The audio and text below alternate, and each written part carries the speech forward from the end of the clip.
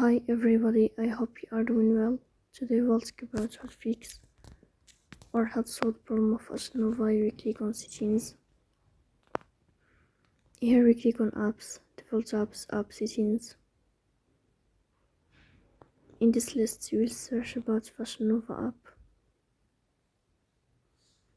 Here we click on first stop and we click OK. Then we will enter to the window of storage. Here we click on clear cache. In the end, you will turn off your phone and you will wait a moment to restart your phone again to fix that problem. If it's not working with you, then you will update your app on Play Store.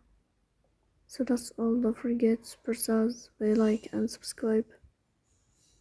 See you next time in another video, and thank you for your watching and your attention.